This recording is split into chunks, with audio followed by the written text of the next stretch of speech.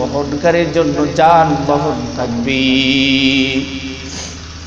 আল্লাহ রাসূল সাল্লাল্লাহু আলাইহি ওয়াসাল্লাম আফওয়াজের ব্যাখ্যা দিয়ে গিয়ে বলে, ও আমার সাহাবায়ে কেরাম শোনো, কিয়ামতের ময়দানে অন্য নবী বাবা আদম থেকে ঈসা পর্যন্ত প্রত্যেক নবীর উম্মতের ভিতরে দুইটা দল হবে।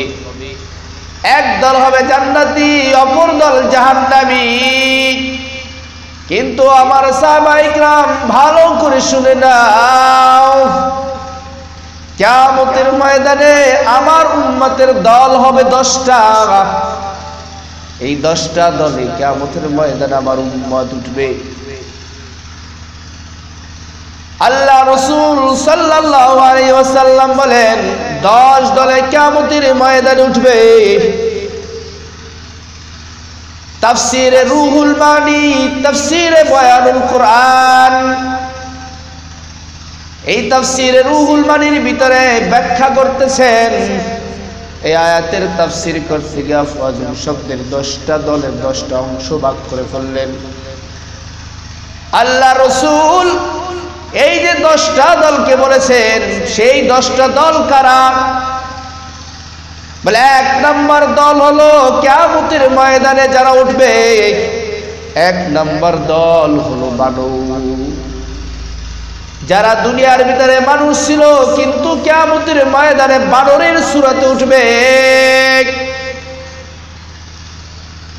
কেন বানরের সূরতে উঠবে? বলে এই সমস্ত ওই সকল মানুষ যারা গ্রামের বিপদে বিপদজনক ডেকে আনতো, একজনের কথা আরেকজনের কাছে লাগাইতো, আরেকজনের কথা আরেকজনের কাছে লাগাইতো, একজনের ভালো চোখে দেখতে পারতো না।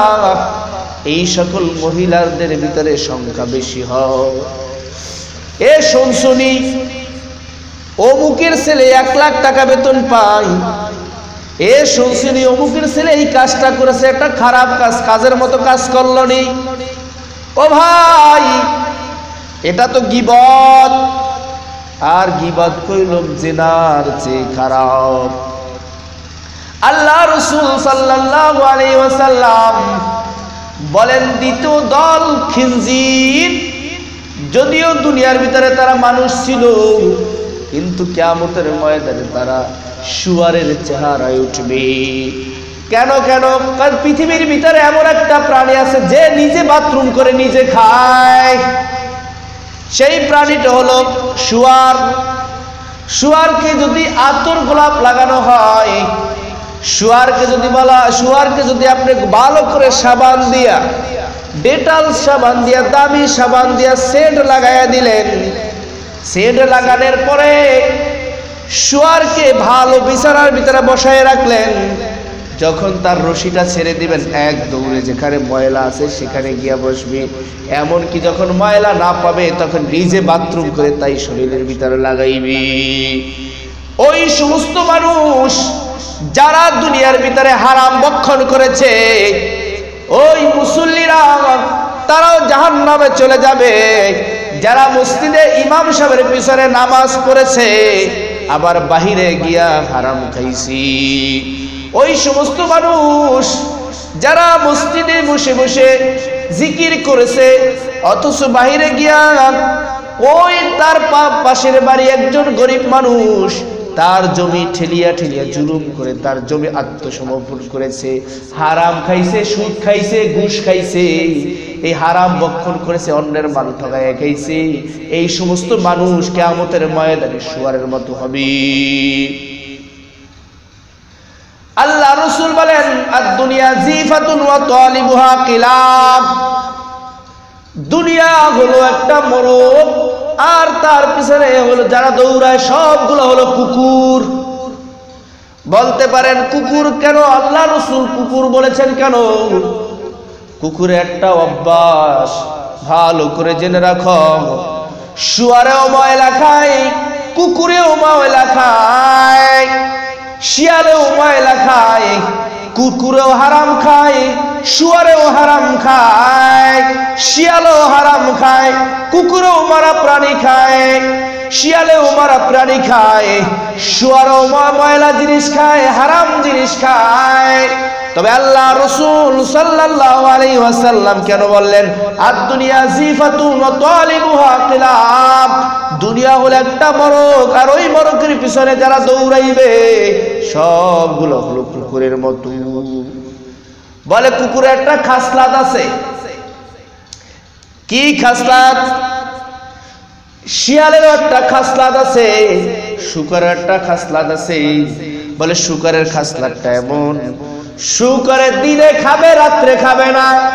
শুকরের দিনে ময়লার ভিতরে ঘুমাইবে, ময়লা শরীরের ভিতরে লাগাইবে, রাত্রে লাগাইবে না। আর শিয়ালে রাত্রে খাবে, দিনের বেলা খায় না।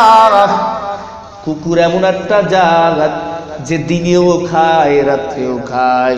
শুধু তাই না, তার জাতি বাইরে খাইতে দেয় না। যেই কুকুরটা সবল শক্তিশালী, ওই কুকুরটা একটা মোরগের পাশে দৌড়াইবে, যখন অন্য একটা কুকুর আসবে তখন ধমক দিয়া পাঠাই দেবে, কিন্তু খাইতে দেবে না। এই সকল মানুষ কিয়ামতের ময়দানে শুয়ারের চেহারায় উঠবে। তৃতীয় দল হলো উল্টা মুখে হবে, উল্টা মুখে থবরায়া কিয়ামতের ময়দানে উঠবে। বলে এই সকল মানুষ হলো যারা দুনিয়ার ভিতরে সুদ খাইছি, যারা গ্রামীণ ব্যাংকের কাছে গেছে, আয়েশা ব্যাংকের কাছে গেছে, লোন দাও না হইলে মরে যাব। অনেক বাড়ির সামনে লেখা আছে এই বাড়ির মালিক অমুক ব্যাংকের কাছে দায়বদ্ধ, মানে সুদ এতদিন খাইছে কেউ জানতো না। এখন সাইনবোর্ড লাগাই দিয়েছে আমি বড় সুদখোর, আমি 5 বার হজ করেছি, কিন্তু এই বাড়িটা বানাইলাম অমুক ব্যাংকের সাথে দায়বদ্ধ। এরা উল্টা মুখে কিয়ামতের ময়দানে উঠবে, থুবরায়া তারা রাখবে। চতুর্থ নাম্বার হলো অন্ধ, যারা অন্ধ হয়ে কিয়ামতের ময়দানে উঠবে, চোখে দেখবে না। বলে এরা কারা? এরা হলো ওই সকল জাদুকর যারা মানুষকে জাদু করে ক্ষতি করত, আর ওই সমস্ত নারী যারা অশ্লীল পোশাক পরে রাস্তায় ঘাটে দৌড়ত, যারা অশ্লীল পোশাক পরে রাস্তাঘাটে হাঁটত, ওই সমস্ত মানুষ, ওই সমস্ত নারীরা কিয়ামতের ময়দানে অন্ধ হয়ে উঠবে। ও আল্লাহ রে, কোন জমানায় পাঠাইলা মোহরে, আজকাল গো নারী পুরুষ দেখায় কি কারবার, মাগায় পিছে মগি সামনে হুন্ডার জানো ডেরাইবার।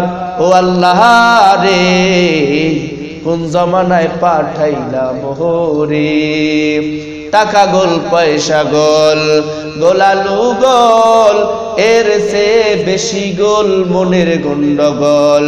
নিম তিতা আরো তিতা খার, এর চেয়ে বেশি তিতা 203-এর কগর। কাক কালো কুকিল কালো, কালো মাথার কেশ, এর চেয়ে বেশি কালো মনের হিংসালেশ। মেয়ে জাতি কুমলতি কিবা মন্ত্র জানে রে, প্রেমের রশি গলায় বান্দা অস্তে অস্তে টানে রে। শহরে বাজারে দেখো নারীদের ঢল, পর্দাবিহীন তারা করে ঝলমল।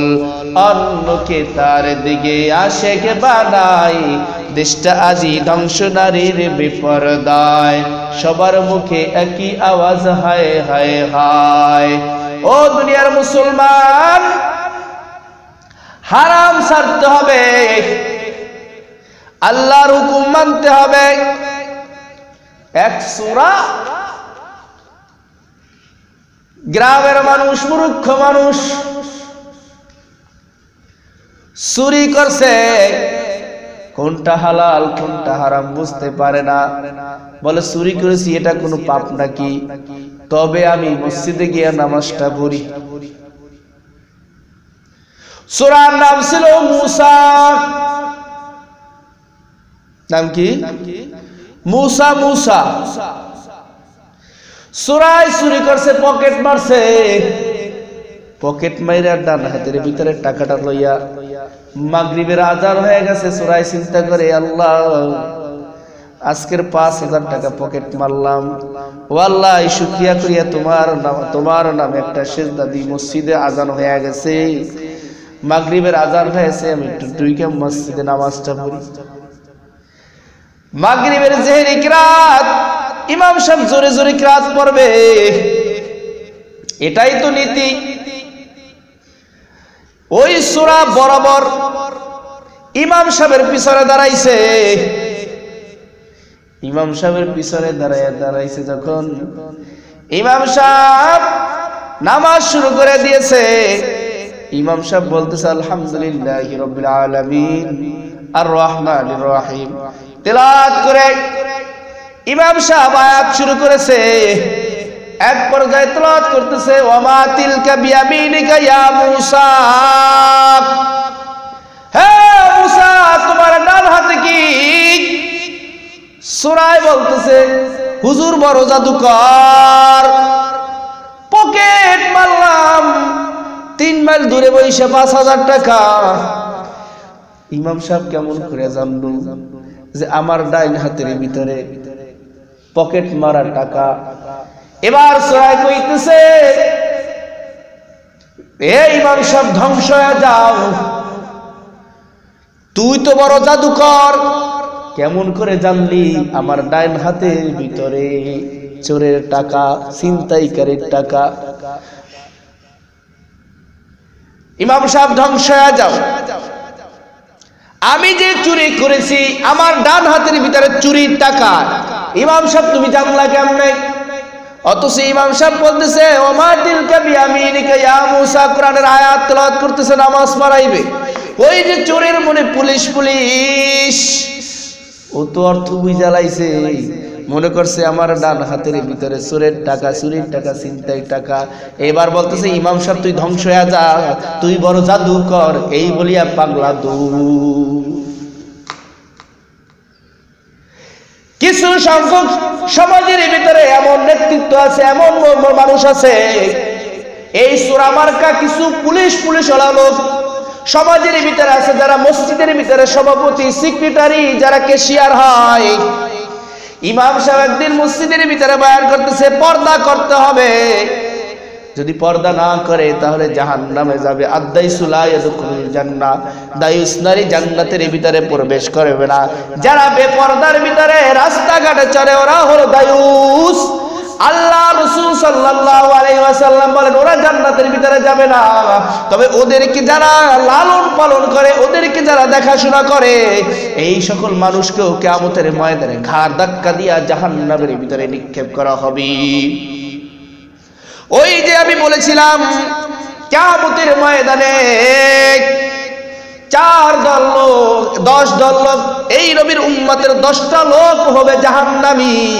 কিয়ামতের ময়দানে 10টা সূরাতে উঠবে, এর ভিতরে থেকে ওই যে বলেছিলাম বাজান 5ম নাম্বার বোবা হয়ে উঠবে, যারা কথা বলতে পারবে না। এই যে অশ্লীল কাফুর পরে যারা চলাফেরা করে, ইমাম সাহেব মসজিদের ভিতরে বয়ান করতেছে যে পর্দা করতে হবে, পর্দা যদি না করে তাহলে সে জাহান্নামী হয়ে যাবে। এবার মসজিদের সভাপতি কইতেছে হুজুর আপনি কেমন করে জানলেন আমার মেয়েটা শর্ট প্যান্ট পরিয়া, শর্ট গেঞ্জি পরিয়া, মডার্ন যুগের ডিজিটাল বাংলাদেশের আধুনিক যুগের ডিজিটাল মডার্ন দরিয়া কলেজে গেল, আপনি আমার ঘরে খান 1000 টাকা মসজিদে বেতন দেই, আর আমার মেয়েটা বেপর্দা হইয়া রাস্তায় চলে, আপনি মসজিদে জুমার মসজিদে খুতবার ভিতরে কেন আমার মেয়েটাকে দেখিয়া পর্দার পক্ষে কথা কইলেন? কেন পর্দার পক্ষে বয়ান করলেন আর পর্দার বিপক্ষে কেন কথা কইলেন? আপনার চাকরি থাকবে না। ওই যে ঘটনাটা পড়েছি যে চোরের মনে পুলিশ আমা তিলকা বিয়ামিনিকা ইয়া মূসা, হে মূসা তোমার ডান হাতে কি? সরাই কইতেছে হুজুর বড় জাদুকর। হুজুর বয়ান করতেছে টিভি দেখা যাবে না, যদি টিভি দেখো, যদি জি বাংলা দেখো, স্টার জলসা দেখো, বিপদের ভিতরে পড়বি। মসজিদের সহসভাপতি কইতেছে, আমার বউ যে রিমোট নিয়ে বইসা বইসা টিভি সিরিয়াল দেখে। হুজুর কেমন করে জানলেন? আপনাকে বাড়ি ভরিয়া গোস্ত দেই, আপনাকে মাছ বাড়ি ভরিয়া দেই, আপনি মসজিদের ভিতরে বলতেছেন যে টিভি দেখা যাবে না। আপনি কেমন করে দেখলেন? আমার বউ রিমোট নিয়ে নিয়ে ইংলিশ ছবি দেখে, হিন্দি ছবি দেখে, ভারতের জি বাংলা দেখে। হুজুর আপনাকে রাখা যাবে না। আমি তো সভাপতির চেয়ে 500 টাকা বেতন বেশি দিই, 1500 টাকা দেই। আপনি কেন টিভির বিরুদ্ধে কথা কইলেন? নাই। এবার শোনো ভাই, ইমাম সাহেব ঠেকছে, ঘটনাগুলা কইল মৈসুরের মতন হইতেছে। ইমাম সাহেব মসজিদে বসে বলতেছে সুদ খাওয়া যাবে না। যদি কোনো ব্যক্তি সুদ খায়, সুদ খাইলে 70টা গুনাহ আছে। এর ভিতরে একটা গুনাহ হলো সবচেয়ে ছোট গুনাহ, কাবা শরীফের ভিতরে নিজের আপন জন্মদাত্রী মায়ের সাথে জিনা করলে যেই গুনাহ হয়। কোন ব্যক্তি যদি সুদ খায়, 1 টাকা সুদ খায়, তাহলে ওই পরিমাণ গুনাহ। আবু হুরায়রা রাদিয়াল্লাহু তাআলা আনহু বলেন, রাসূল সাল্লাল্লাহু আলাইহি ওয়াসাল্লাম বলেছেন, কোন ব্যক্তি যদি 1 টাকা সুদ খায়, 33 বার নিজের মায়ের সাথে জিনা করলে যেই গুনাহ হয়, 1 টাকা সুদ খাইলে সেই পরিমাণ গুনাহ। ইমাম সাহেব মসজিদে বসে বয়ান করতেছে সুদ খাওয়া যাবে না।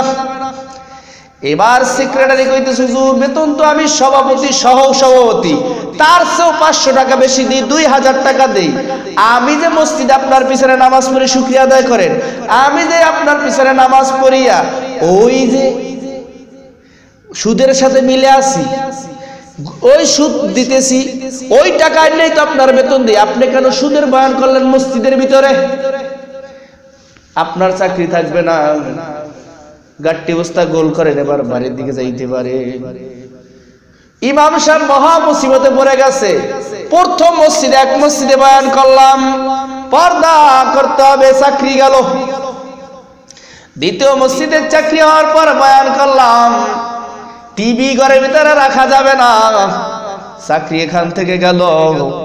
তৃতীয়বার বয়ান করলাম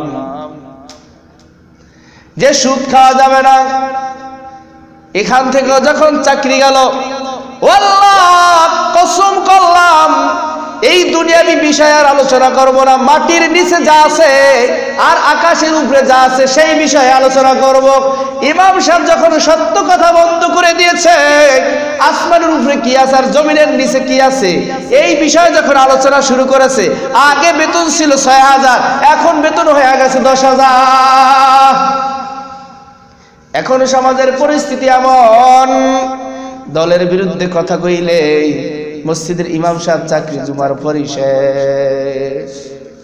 ঘটনাটা কেমন কেমন কেমন? এই ঘটনা তো ওই রকম হয়ে যায়। এক আল্লাহর ওলি আল্লাহর কাছে দোয়া করে, আল্লাহ আমাকে 2টা রুটির ব্যবস্থা করে দাও, সকালে 2টা রুটির ব্যবস্থা করো, আর মাগরিবের পরে 2টা রুটির ব্যবস্থা করে দাও। আল্লাহর ওলি দোয়া করে, আল্লাহ এই 4টা রুটির ব্যবস্থা করে দাও, ইবাদত বেশি বেশি করো। আল্লাহর ওলি একদিন গ্রাম থেকে সফর করতেছে, রাত্রবেলা সফর করতেছে। ওই গ্রামের ভিতরে বেশি বেশি চুরি হইতো, চুরি বেশি বেশি চুরি হইতো। হঠাৎ ওই রাত্রের ভিতরে চোর পড়েছে, মানুষ চোরকে তাড়া করতেছে, চোরকে তাড়া করতে করতে হঠাৎ আল্লাহর ওলি সামনে।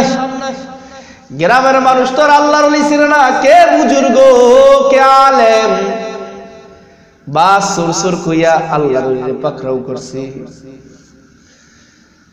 সুর সুর বলি আল্লাহর ওলিকে পাকড়াও করার পর ওদিকে চোরও ধরা খাইছে। আল্লাহর ওলি বলতেছে, আল্লাহ কোন গুনার কারণে আজকে আমাকে চোর বানায়া দিলাম? কোন গুনার কারণে আমার সম্মানকে হাও করে দিলাম? আল্লাহর ওলির দিলের ভিতরে এলকা হয়ে যায়। আল্লাহর দিলের ভিতরে এলকা হয়ে যায়, ও আমার বান্দা, তুমি তো আমি আল্লাহর কাছে 4টা রুটি চেয়েছো, 4টা রুটি চেয়েছো, আমি আল্লাহ 4টা রুটির ব্যবস্থা করে দিলাম। আল্লাহর ওলি বলতেছে, আল্লাহ কিভাবে 4টা রুটির ব্যবস্থা করে দিলেন? আল্লাহর ওলির দিলের ভিতরে এলকা হয়ে যায়, তোমাকে চোর বানাইলাম, বিচারক তোমাকে শাস্তি স্বরূপ জেলখানায় পাঠাইয়া দিবে, তাহলে জেলার তোমাকে সকালে 2টা রুটির ব্যবস্থা করবে ডাল সাথে, আবার রাত্রে বেলা 2টা রুটি ব্যবস্থা করবে, ডাল তোমার বোনাস।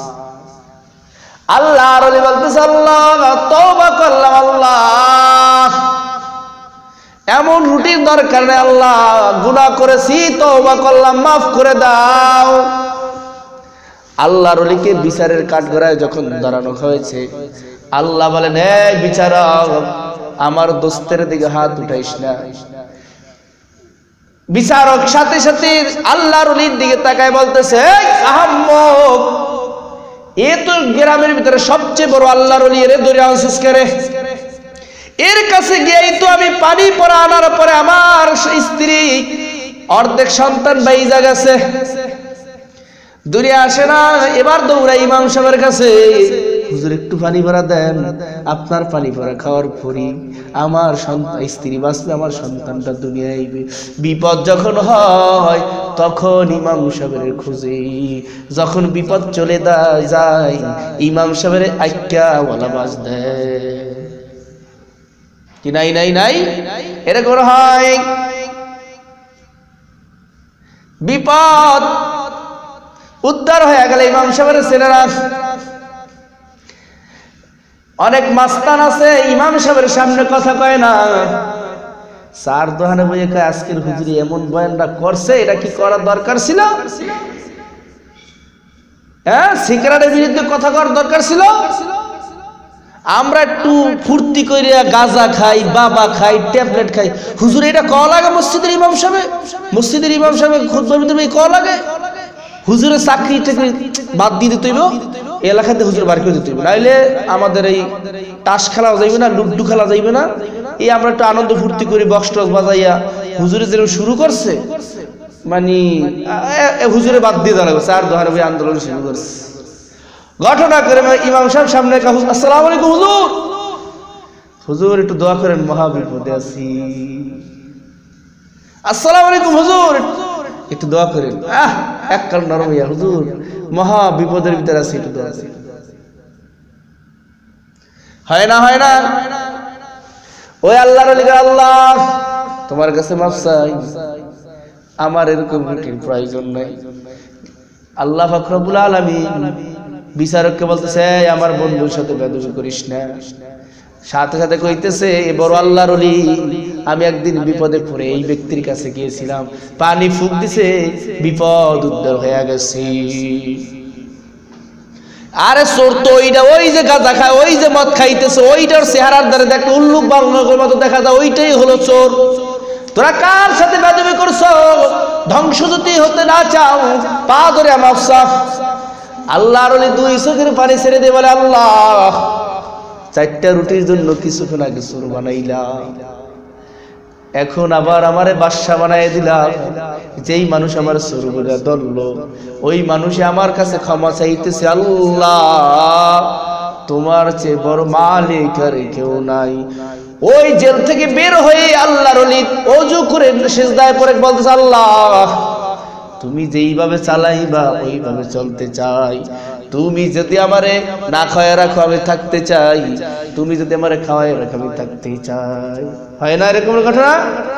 এ ভাই, আরো একটা ঘটনা বলি। গ্রাম্য মানুষ, মূর্খ সুরুক্ষ মানুষ, নামাজ রোজা কি জিনিস জানে না। মসজিদের ইমাম সাহেব বলতেছে, হায় খোদা, এই গ্রামের মানুষ আমাকে কষ্ট করে টাকা দেয়, দিন রাত পরিশ্রম করে ক্ষেতের ভিতরে কাজ করে আমাকে টাকা দেয়, এদেরকে যদি আমি দিন না বুঝাই তাহলে এরা তো কাল কিয়ামতের ময়দানে আল্লাহ তোমার দরবারে অভিযোগ করবে, ইমাম সাহেব আমার বুঝায় নাই। হাঁটতে হাঁটতে এই চিন্তা করে মসজিদ থেকে বের হয়েছে, এমন সময় এক মূর্খ কৃষকের সাথে দেখা। মূর্খ কৃষকের কাছে দেখা। ইমাম সাহেব বলে প্রথম দাওয়াতটাই মূর্খরে দেই। ইমাম সাহেব মূর্খরে বলতেছে, ভাই তোমার কি প্রয়োজন?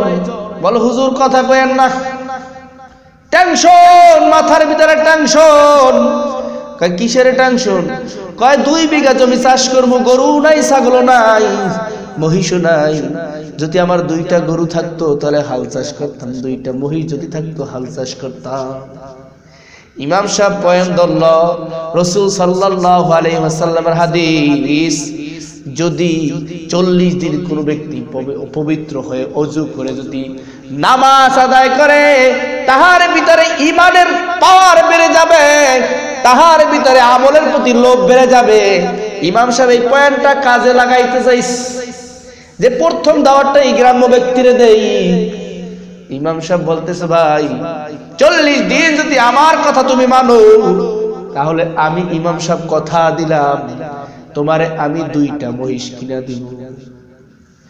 গ্রাম্য মানুষ, মূর্খ সুরুক্ষ মানুষ, উনি চিন্তা করতেছে, হাই যদি 2টা মহিষ পেয়ে যায়, এর সে আর কি পাওয়ার, 40 দিন লাগলে ইমাম সাহেবের কথা শুনবো। তবে মূর্খ মানুষ হইলে কি একটু চালাক আছে, বালা বুদ্ধি না দিতে পারুক কিন্তু কুবুদ্ধিটা আছে। পড়ালেখা না পারুক কলম ভাঙতে পারে, পড়ালেখা করতে পারুক আর না পারুক কাগজ ছিঁড়তে পারে। অনেক মূর্খ মানুষ দোকানের ভিতরে, এমন দোকানে বসে বসে, 4 দোকানে বসে বসে এমন কথা বা বুঝায়। অনেক শিক্ষিত মানুষ 1 লাইন যদি লিখতে দেওয়া হয়, 1টা লাইন লেখেন। আমিও পারি না, আমার বাবাও পারে না, আমার 14 গোষ্ঠী জীবনও কর পর খ লিখতে পারে না, আলিফের পরে বা লিখতে পারে না। তো এত পণ্ডিতি কথা কন কেমনে? ওই যে বড় বড় নেতাদের, ওই যে বড় বড় নেতাদের মিথ্যা লেকচার শুনেছি, মিথ্যা প্রতিশ্রুতি শুনছি, বিভিন্ন মিছিল মিটিং এ গেছি, এই জন্য এত এখন জানি। আমার সে কেমন আর জানবেন? আমি অনেক জানি, অনেক জানি। এরকম হয় না, এমন কথা কয় মূর্খ গুলানো। ওই রকমের একটা ঘটনা পড়ে যায়, ভালো করে শোনো। 2 বলদার কাহিনী। ঘাড়তারা নাই তোমাদের দেশে? ঘাড়তারা কথা বলে শোনে না। আমাদের বরিশালের ভাষায় বলা হয় এদেরকে ঘাড়তারা বলা হয়, এদেরকে গোয়ার বলা হয়। বরিশালের ভাষায় গোয়ার, গোয়ার যারা কারো পরোয়া করে না। এক ঘাড়তারার হঠাৎ ঘাড়ের ভিতরেই বেতাইস, ঘাড়তারার ঘাড়ের ভিতরেই বেতাইস। আর এক ঘাড়তারা কয়, এইবারে আমি বড় কবিরাজ, আরে হুজুরের দ্বার জ্বালাব না, আমার দ্বারা আমি তোর জায়গায় ফুসে দিই, ঘাড় ভালো হয়ে যাবে আমার দ্বারা। আর কুল কুল কুল কুল আহাত, কুল কুল কুল কুল আহাত। আর নিচে যারা গাড় ব্যথা, ওরে বাড়ারে তুই বড় হাফেজ হয়ে গেছ, ইরে তুই এত বড় হাফেজ হইলি, তুই এত বড় কোরআন শরীফ কবে মুখস্থ করলি, তুই কুল কুল আহাত কই আলাইছু, তুই তো বড় হাফেজ হয়ে গেছ। কুল কুল আহাত বলে বড় হাফেজ। তা সমাজের এমন অবস্থা, অল্প এলেম লইয়া তারা মসজিদে ওই যে 4 দোকানে বসিয়া, 4 দোকানে বসে কি কয়, আমি অনেক কিছু জানি। ইমাম সাহেবের এই কথা দরকার কয় না? এরকম অবস্থা হয় না? হয়। ইমাম সাহেবের বিরুদ্ধে কথা কয়।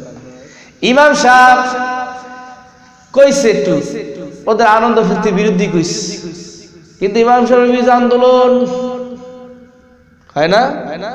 ও ভাই, মরণ একদিন আসবে, তবে ভালো করে শোনো মরণটা কেমন হবে। মরণ একদিন আসবে। গ্রামের মানুষ, আগেরকার মূর্খ সুরুক্ষ মানুষ চেক আপ করতে পারতো না। যখন মরণটা নাকের উপর তুলা ধরতো, তুলা ধরিয়া চেক করতো যে মরণটা আইছে কিনা। যদি কয় একটু শ্বাস আছে, চলতেছে, কয় এই মরে নাই, মরে নাই, এখনো বাইসে আছে। আর যদি দেখে আর তুলা না লড়ে, কয় শীত পড়াং হয়ে গেছে, মারা গেছে। ইমাম সাহেবরা ঠেয়া বসে। এমন সময় এখন শিক্ষিত সমাজ না, শিক্ষিত সমাজ।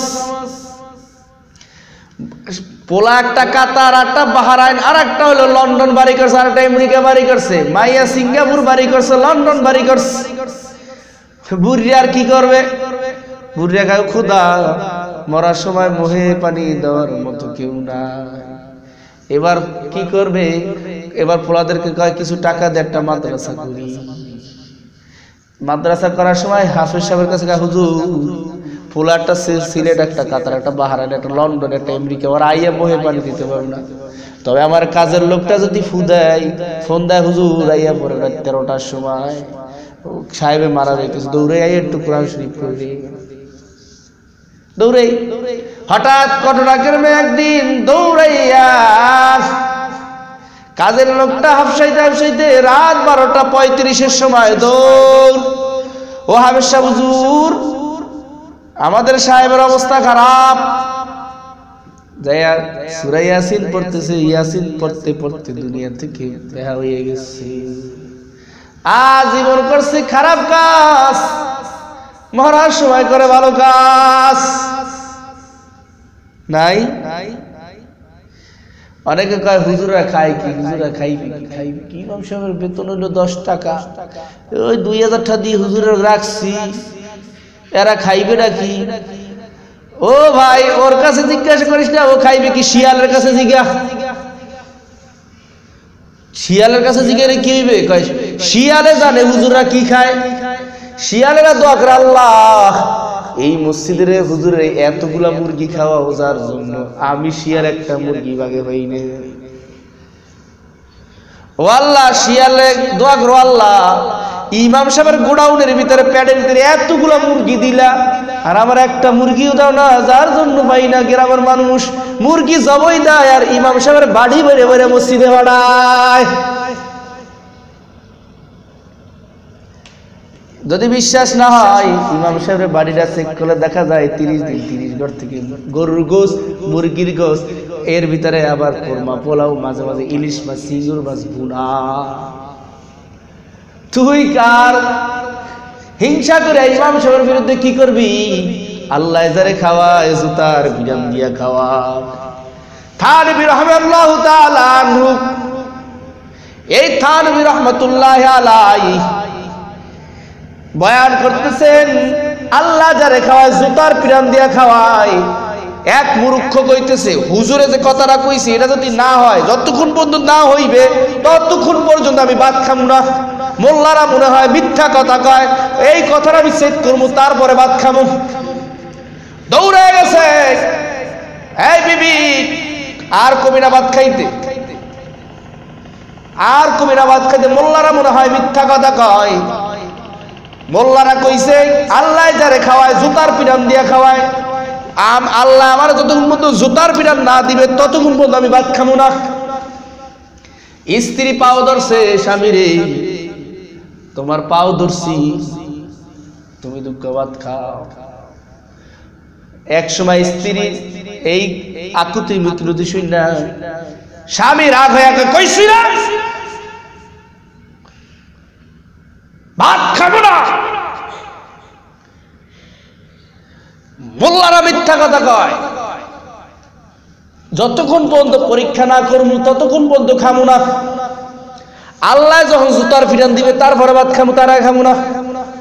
কইছি না, জাগা পায় না, মহিলা নরম মানুষ, তার কইছি না খামো না বা জুতার ফিরান আল্লাহ যখন দিবে তখন খামো। স্ত্রী নরম দিলের মানুষ বলতেছে স্বামী দুঃখ খান নাহলে শরীর খারাপ হইবে। এবার স্ত্রী এত আকুতি মনে শুনে স্বামী আর ঘরে রয় নাই, দৌড়ে সব জঙ্গলে চলে গিয়ে গাছের উপরে উঠছে, যাতে মহিলা মানুষ গাছে না উঠতে। মহিলা মানুষ ভালো খাবার পাকাইয়া গাছের গোছায় গোড়ায় রেখে গেছে। আর স্বামী রে ঘরের ভিতরে অনেকক্ষণ আপনাকে সাধলাম, অনেক অনুনয় বিনয় করলাম, আপনি খাইলেন না। এবার স্ত্রীও রাগ হয়ে কইতেছে খাইলে খাইয়েন না খাইলে না, গাছের গোড়ায় রেখে গেলাম, আপনার মনে চাইলে খাইয়েন না খাইলে না, আমি গেলাম ঘরে। মাগরিবটা গোনায়া যখন রাত্র হইল, ওই রাস্তা দিয়া ডাকাইতের দল যায়। ডাকাইতের দল যাইতেছে, হঠাৎ পোলাওর গ্রাম নাকে আসতেছে, বিরিয়ানির গ্রাম নাকে আসতেছে। ডাকাইতেরা লাইট মেরে দেখতেছে, কি সুন্দর পোলাওর গ্রাম আসতেছে, বিরিয়ানির গ্রাম আসতেছে। যাইয়া দেয় ঠিকই পাতিল ভরা পোলাও আর কুরমা। এক ডাকাইত কইতেছে, তা খাইয়ে লই আগে বিসমিল্লাহ কইয়া। ডাকাতের সর্দার কইতেছে, না না খাইস না, মনে হয় কেউ চক্রান্ত কইরা আমরা এই পথ দিয়া যাইতেছি জানিয়া এই খাবারের ভিতরে বিষ লাগাইয়া তারপরে রাইখা গেছি। কথার লোক থাকতো না, লাইট ঘুরায় দেখতেছে গাছের ভিতরে একজন বৈশাস। কানাম কানাম মুনাফ, কানাম কানাম মুনাফ, যদি তুই না নামো তাহলে মারলাম গুলি। ভাই তোদের হাতে ধরে পায়ে ধরি, খাবারের ভিতরে কোনো বিষ নাই, কোনো খাবারের ভিতরে কিছু নাই, খা তোরা খা, আমি খাইতাম না। কয় তুই যদি না নামো গাছের ভিতরে তোর গুলি দিয়ে নামামু। ও ভয় ভয় রামছে, ভাই তোরা খাইয়া যা, তোরা কে আমি জানি না, তবে আমি খামু না। চোরের সর্দার কয়, এই শুনছ, এই ব্যক্তি জানতো, এই চোরাই জানতো আমরা এই রাস্তা দিয়ে আসবো ডাকাতি কইরা, ও যাই এই জায়গা বিষ লাগাইয়া তারপরে খাইতেছে। ও আমাকে খাওয়াই, আমাদেরকে মারি, আমাদের সমস্ত টাকা পয়সা ধন সম্পদ চুরি করছে সব লই যাবে। ডাকাইতে কি ভালো ব্যবহার করার লোক? পায়ের ভিতরে একটার ছিল জুতা, উড্ডেই মুখটা বাঁচাই মারছে লাথি। এখন ওই চোরা ওই ব্যক্তি কাঁদতেছে, দুই চোখ করে কাঁদতেছে। ডাকাইতে জায়গায় কান্দো কে? কান্দে এই জন্য, কপালে যদি থাকে জুতার বাড়ি খাওয়াই আল্লাহ খাওয়ায়। এবার কেমন কথা? আমার বিবির লাগে আমি ওয়াদা করেছি, যতক্ষণ পর্যন্ত জুতার বাড়ি না খামু ততক্ষণ পর্যন্ত ভাত খামু না। মোল্লারা মনে হয় মিথ্যা কথা কয়, এই মোল্লাদের কথা পরীক্ষা করার জন্য ওয়াদা করেছিলাম, যতক্ষণ পর্যন্ত জুতার বাড়ি না খামু ততক্ষণ পর্যন্ত ভাত খামু না। ইমাম সাহেব বয়ান করেছিল, আল্লাহ যারে খাওয়ায় জুতার বাড়ি দিয়ে খাওয়ায়, কপালে যদি থাকে জুতার বাড়ি খাইবে তারপরে খাইবে। এই জন্য আমার স্ত্রী গাছের গোলায় ভালো পাকা খাবার পাকায় রেখে গেছে। আমি কইছি জুতার বাড়ি যতক্ষণ পর্যন্ত না খামু ততক্ষণ পর্যন্ত খামু না। এখন আমার বুঝতে আর বাকি নাই, তোমাদের জুতার বাড়িটা সরাসরি কপালের ভিতরে লাগছে, এখন খাইতে পারি। এই কথা শুনে সর্দার কইতেছে, ডাকাইতের সর্দার, আর জীবনে তওবা করলাম, আর জীবনে চুরি করবো না, ডাকাতি করবো না। ও যে কথাটা কইলো, আল্লাহ যদি কারে রিজিক দেয়, কপালে যদি থাকে জুতার বাড়ি দিয়া খাওয়ায়, আজ থেকে আর চুরি করবো না, ডাকাতি করবো না। আল্লাহ যদি আমাদের জন্য রিজিক লিখে রাখেন, অবশ্যই অবশ্যই অবশ্যই আল্লাহ আমাদেরকে দিবেন। সুলাইমান আলাইহিস সালাতু ওয়াস সালাম পৃথিবীর সমস্ত মাখলুককে খাবার খাওয়াইবেন, দাওয়াত দিলেন, 6 মাস যাবত খাওয়াইলেন, 6 মাস যাবত পাকাইলেন। আল্লাহ বলে, সুলাইমান পারবি না, এত ধনী হও নাই। আল্লাহ চাই আমার মনের আশা, তোমার মাখলুককে একদিন খাওয়াবো। হ্যাঁ, 6 মাস পাকানোর পরে একটা মাছ আইসা, ছোট্ট একটা নদীর মাছ একা সুলাইমান দাওয়াত দিয়েছেন, একটু লবণ দেখতে আইছেন, একটু লবণ দেখান। 6 মাস পাকাইয়া রাখছে নদীর কিনারায়, মাছে একটা ডোব গিল্লা খাইরিস। 6 মাসের পাক একটা ডোবে খাইস। সুলাইমান কয়, কামটা করলি কি? আমি তো সমস্ত মাখলুকের দাওয়াত দিলাম, আর তুই এক ডোকে সব খাইলি। এবার মাছ বড় বড় চক্ষু বার করে রাগান্বিত চোখের মতন এরকম দেখা যায়, সুলাইমানের দিকে তাকাইছে। সুলাইমান কয়, বড় বড় চক্ষু দিয়ে তাকাস করে? কিন্তু নবী সুলাইমান বেয়াদবি করতে পারে না নবীর সাথে, বড় বড় চক্ষু দিয়ে তাকাই রয়েছে। সুলাইমান কয়, কি অবস্থা, তোর পেট ভরে নাই? কয়, সুলাইমান মাত্র লবণ দেখলাম, এই লবণই তোমার 6 মাসের খাবার শেষ। আমার আল্লাহ এই রকমের প্রতিদিন 3 লোকমা খাবার খাওয়ায়। আর 2 লোকমা কই, তাড়াতাড়ি দাও খাইবো। সুলাইমানের বুঝতে আর বাকি নাই, সাথে সাথে সিজদার ভিতরে পড়ে গেছে। আল্লাহ তুমি হলে খালেক।